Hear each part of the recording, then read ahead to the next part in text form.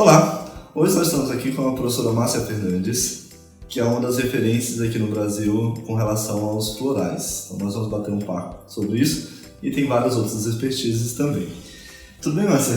Daniel, tudo ótimo, obrigada pelo convite. Imagina, eu que agradeço você estar aqui conosco, tá bom? Bom, você trabalha, né, há muito com os florais. Conta pra gente um pouquinho como que os florais surgiram aí na sua vida. Então vamos lá, os florais surgiram na minha vida em 1990. Eu tinha 4 anos de formação como psicóloga quando os florais chegaram. E de lá pra cá eu realmente me apaixonei, nunca mais deixei de trabalhar com os florais. Fui fazendo alguns cursos de formação e então em 2001 eu tive a oportunidade de assumir a pós-graduação dos florais da terapia floral, que era um curso da FACES. Lá eu fiquei 10 anos coordenando um curso em São Paulo e Rio de Janeiro e dando suporte também como professora em Porto Alegre. Então a gente cobria as 3 cidades por muitos anos, né? E depois, mais tardiamente, em 2014, eu também coordenei uma pós-graduação de florais lá na EMB Morumbi. Enquanto tudo isso acontecia, eu também fui responsável pela cadeira de terapia floral dentro do curso de naturologia. Foram 15 anos, né, com praticamente 32 turmas de florais dentro do curso de naturologia. Então, essa era um pouco da minha história. Hoje em dia eu me digo mais educadora de florais do que até terapeuta, porque eu adoro dar aula e eu acho que esse é um caminho, a educação da terapia floral faz com que as pessoas ali naquele grupo, naquele espaço, naquele momento, passem por um processo mesmo de autoconhecimento, de desenvolvimento pessoal e de florescimento. Isso é o que mais me interessa, realmente, que as pessoas possam ser tocadas pelas florais para poder fazer os seus caminhos, né? E aí você trabalha com vários sistemas, né? Ou com alguns sistemas, né? Sim. De florais, até por conta da sua expertise nas coordenações. Conta pra gente, assim, por qual sistema você começou e como que você foi chegando aos outros sistemas. Sim, eu comecei certamente pelos florais de Bach e eu posso dizer que até hoje eu primo para que nós possamos sempre seguir a filosofia e o pensamento do Dr. Bach. E além dos florais de Bach, que eu também tenho condição de poder oferecer esses cursos, eu me especializei também nos cursos do bucho australiano, os florais do bucho australiano, que eu também sou professora credenciada aqui no Brasil. E no decorrer desse espaço de tempo também tem muitas aulas sobre florais da Califórnia, florais do Alasca, florais de Minas. Mais recentemente eu não cheguei a dar nenhum curso, mas eu também cito nos meus cursos com muita frequência os florais de Saint-Germain. Você poderia apontar para a gente aí um pouco existem diferenças, por que tem outros sistemas, que existe uma certa polêmica, né, até poderíamos dizer assim, o Bach veio primeiro e depois, historicamente, como foi esse desenvolvimento e se há diferença entre eles? Sim, o que eu posso dizer é o seguinte, né, eu começo sempre pensando na própria ideia do Dr. Bach, que ele disse que os remédios que iriam ajudar o paciente do futuro, né, a todos nós, seriam remédios que vêm da natureza. E quando o Dr. Bach finalizou o sistema dele, ele não deu nenhum indício de que o trabalho teria parado ali. E o que eu me atenho é trabalhar com sistemas florais que seguem exatamente a metodologia do Dr. Bach. Então, quando eu falo para você, por exemplo, do sistema dos florais de Minas, de Saint-Germain, da Califórnia, do bucho australiano, do Alasca, eles seguem exatamente a metodologia do Dr. Bach. Com relação às diferenças, o que posso dizer para você é assim, eu entendo que os florais de Bach, eles são núcleos arquetípicos de diversos temas e que realmente com o sistema de Bach nós conseguimos alcançar toda e qualquer situação conflituosa ou de delicadeza do nosso cliente para que ele possa trabalhar e crescer sobre isso. Mas com as outras essências dos outros sistemas, você pode potencializar, às vezes, alguns vieses, né, que tem em relação a isso. Eu acredito que hoje em dia, muitas pessoas que utilizam outros sistemas florais também se direcionam a isso porque existem algumas questões e problemas mais cotidianos da nossa geração, mais contemporâneos a nós, que há uma facilidade de se encontrar, por exemplo, uma essência floral que junto com uma essência floral de Bach vá realmente de encontro com a necessidade da pessoa naquela situação que ela está vivendo. Tá, então geralmente acaba se trabalhando em conjunto o Sim. sistema BA e outros sistemas? Sim, para nós que trabalhamos com outros sistemas florais, é muito comum prepararmos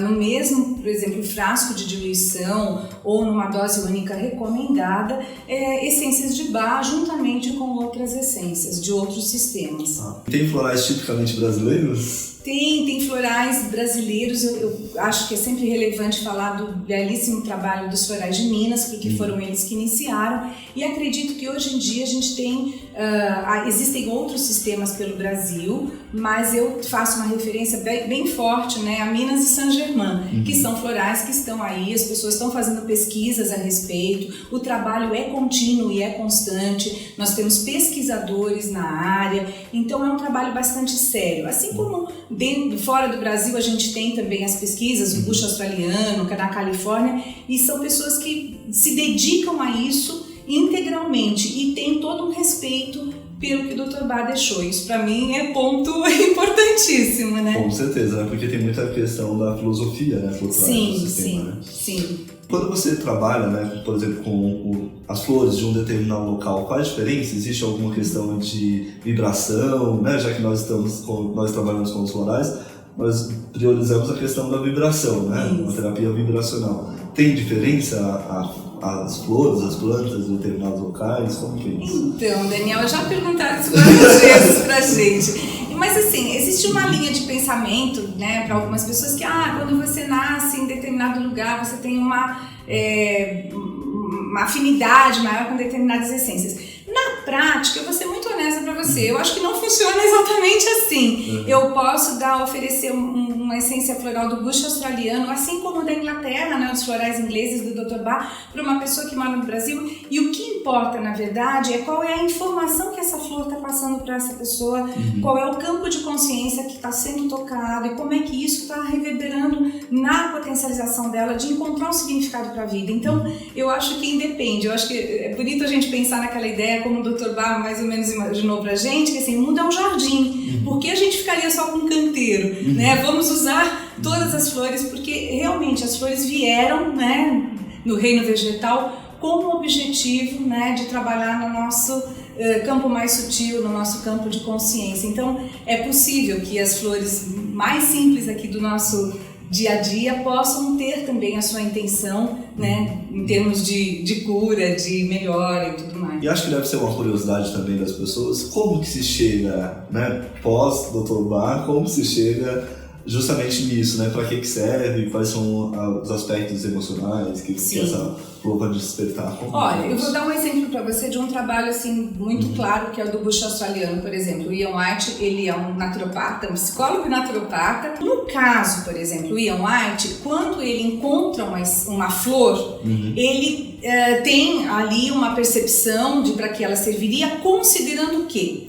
A assinatura da planta, que é uma leitura que nós fazemos muito sobre as flores, né? Então, qual é a assinatura, qual é a cor, como ela se dispõe, qual é o gestual dessa flor, em que espaço que ela está, se ela floresce de manhã, à tarde, à noite. Então, mais tudo rápido, isso, exato, se ela tem uma relação com os elementos da natureza. Então, a partir disso, ele elabora uma repertorização.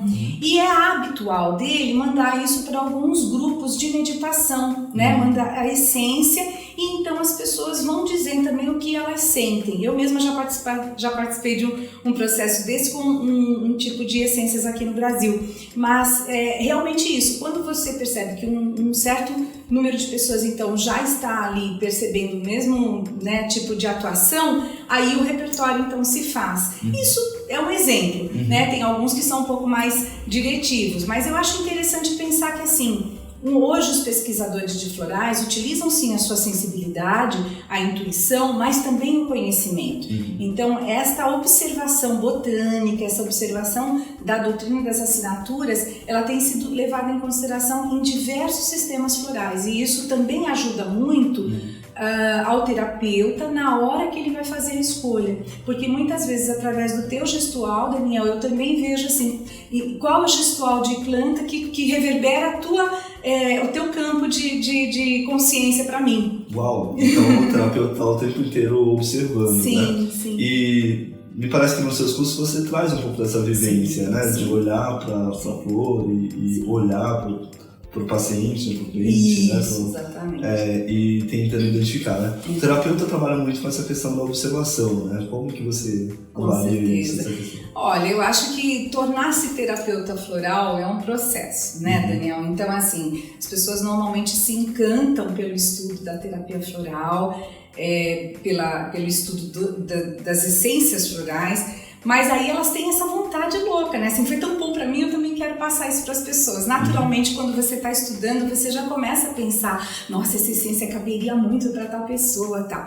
Então, é natural você querer se tornar um terapeuta. Mas, na área da terapia floral, especificamente, você vai poder usar algumas ferramentas até para te ajudar no trabalho com a pessoa. Mas é preciso desenvolver em si mesmo, né, algumas características, algumas competências para que você possa se tornar um bom terapeuta floral e realmente fazer um trabalho limpo, seguro com quem você está atendendo, né? Você referiu agora há pouco da questão das assinaturas, né? Isso. Só que isso é muito mais antigo do que os sistemas florais. Paracelso, né? Foi Paracelso que trouxe isso para o entendimento botânico e, na verdade, todos esses sistemas que eu trabalho, mesmo os florais de Bach, a primeira aula é uma aula de observação das plantas e então a gente passa aí por um processo de compreensão de tópicos, né, de como a gente identificar na planta alguns detalhes dela, né? Então, assim, é como se eu tentasse entender através da expressão desse alecrim o que ele está querendo me comunicar, né? E ali tem sempre uma forte tendência a gente perceber que há um indício de para que ele vai servir pra gente, para que essa essência floral vai servir pra gente. Show de bola, né? A gente está referindo ao alecrim que está aqui atrás, né? Porque tem uma essência floral de rosemary, por exemplo, ou do alecrim nos florais de Minas, nos florais da Califórnia, então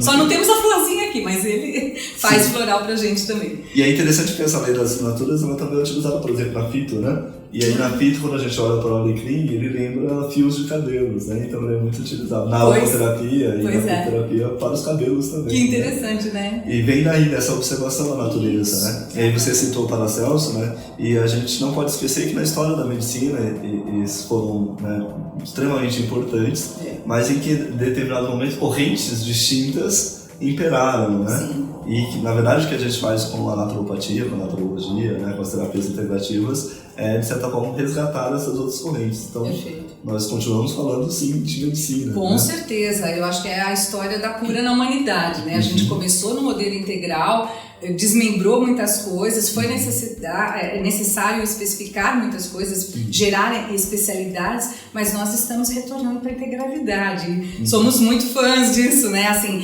isso é uma das coisas importantes. O terapeuta tem que ter essa visão integral de quem ele está atendendo.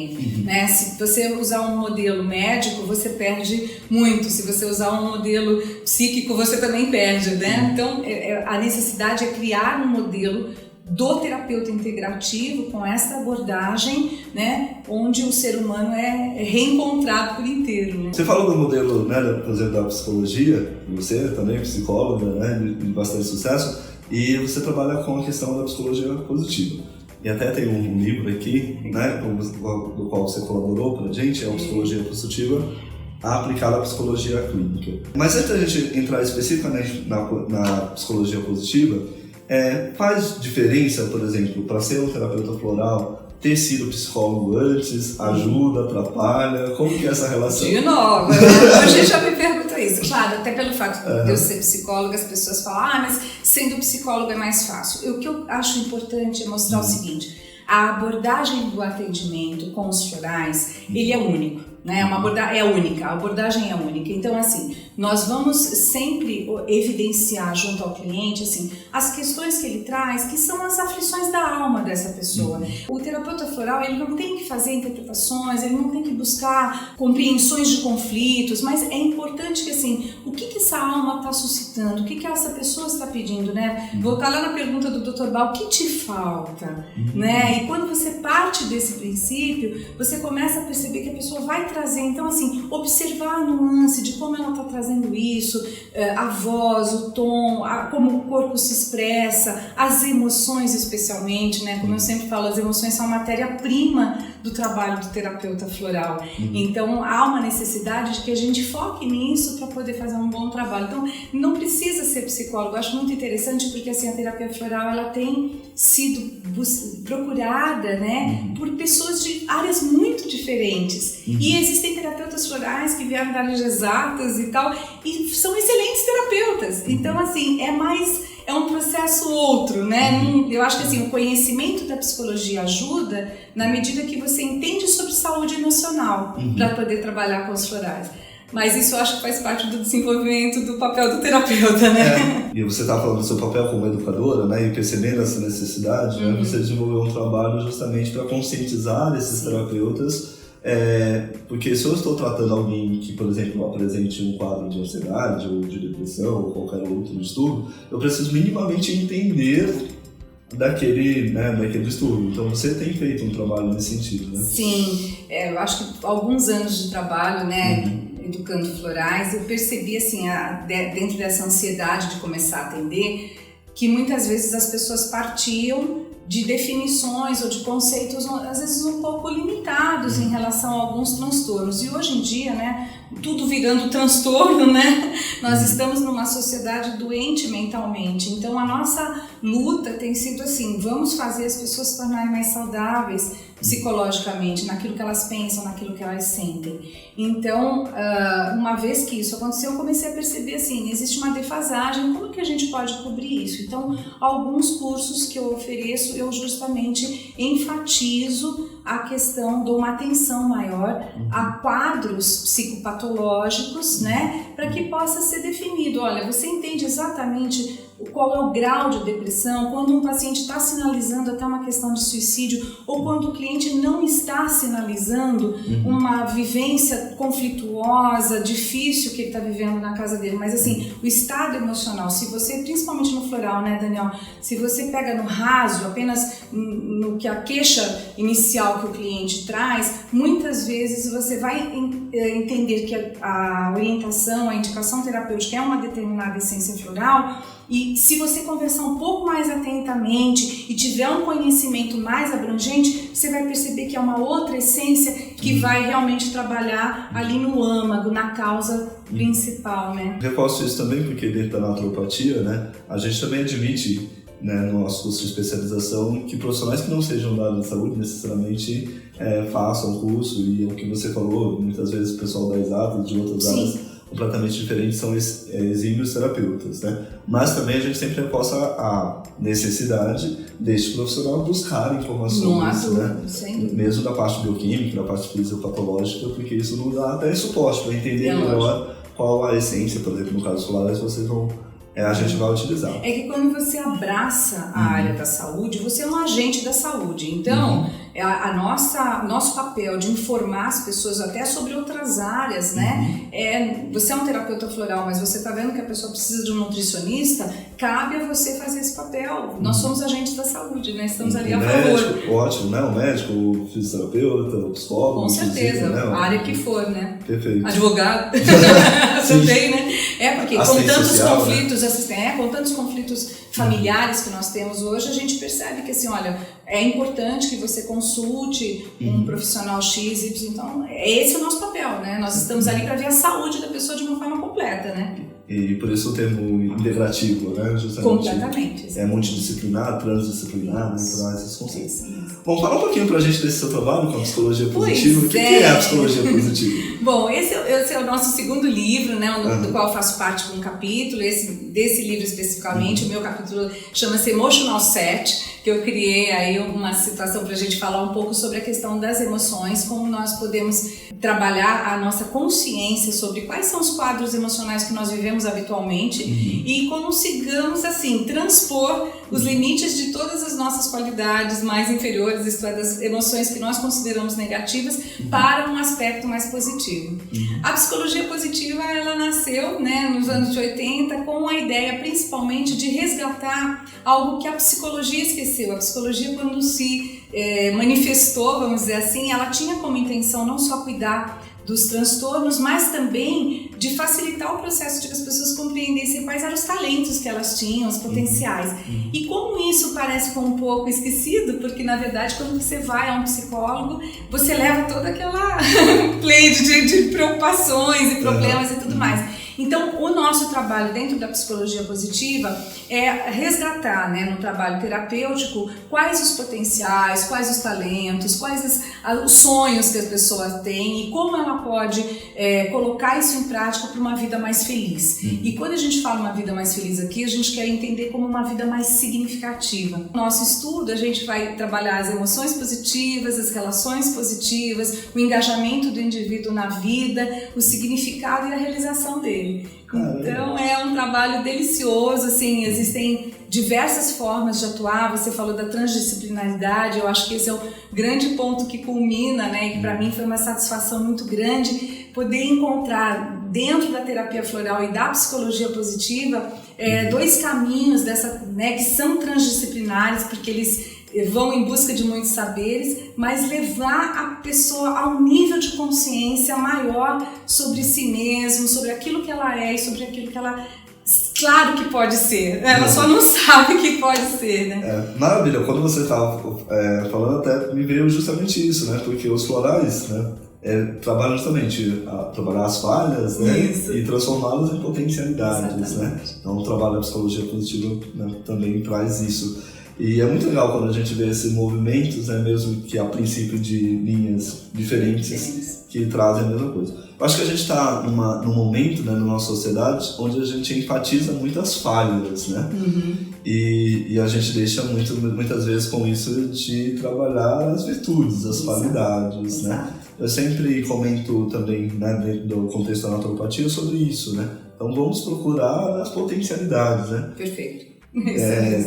Então, aquilo que você trouxe, aquilo que você tem como característica, como essência, vai te ajudar nesse processo que você falou, de tornar a vida significativa, né? Seria muito estranho, a meu ver, que você viesse com determinadas características e essas características precisassem o tempo todo serem abafadas, né? Não serem exploradas, né? Então, se eu tenho um perfil mais sonhador, isso tem alguma coisa a ver com você, né? Lógico que precisa ser feito da maneira adequada. Né? Sim, dos primeiros momentos do nosso trabalho da psicologia positiva, a gente busca muito a compreensão das virtudes do indivíduo e até utilizamos uma ferramenta que leva a pessoa a compreender quais são as forças de caráter que ela tem. E então, naturalmente, a pessoa, às vezes, quando faz o teste para poder fazer esse resgate, é comum ela falar, nossa, o que eu tenho de ruim, né? Porque a tendência é sempre buscar assim, olha, onde está a minha falha e eu preciso melhorar isso. E nós fazemos o quê? Nesse momento a gente fala, não, a gente pode olhar as falhas, mas o que é importante pra gente é assim, quais são as 5 mais fortes forças que você tem, mais intensas aí. E aí então é isso, se você é bom nisso, vamos desenvolver isso. Então dá lá, por exemplo, primeira força, criatividade, ótimo, vamos né, trabalhar situações onde você possa usar cada vez mais a sua criatividade. E então eu acho que isso cruza muito com os florais, né? Lembrando mais uma vez do Dr. Bach, né? Que trouxe pra gente com bastante relevância a questão de que precisamos cultivar a nossa liberdade, a nossa individualidade e trabalhar no nosso propósito. E a psicologia positiva, né, é mais uma linha que fala de propósito também. E aí ela vai trazer o quê? Ferramentas para você trabalhar, por exemplo, a criatividade com mais inteligência, né, explorando suas potencialidades. A gente tem, dentro da psicologia positiva, existem muitos trabalhos científicos, né, e essa era uma das intenções maiores da psicologia positiva, é que nós pudéssemos falar, por exemplo, de felicidade, de resiliência, de esperança,